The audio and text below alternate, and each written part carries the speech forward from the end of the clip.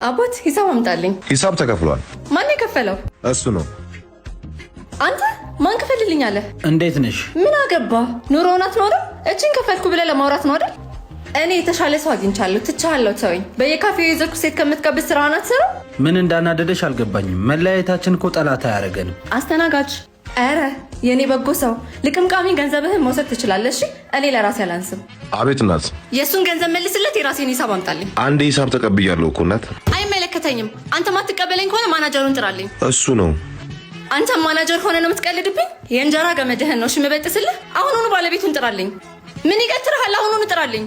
እኔ ነኝ። አቤት። ምን? እንዴት?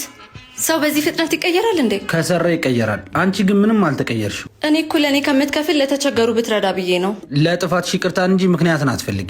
ማገዙን ደግሞ ከምንም በላይ ለሚያስፈልጋቸው በሙታን ሳማር ቅዱስ ሚካኤል ገዳም ለሚገኙ አባቶች እያገዙ። አባቶች አሁንም ከዝናብ ከፀሐይ ከንፋስ ምንም የማትከላከል ደሳሳ ጎጆ ውስጥ ይገኛሉ። ሁላችንም ተጋግዘን ከጸሎት መልስ የሚያርፉበትን በዓት እንስራላቸው። ለማገዝ በኢትዮጵያ ንግድ ባንክ 1044 25 98 391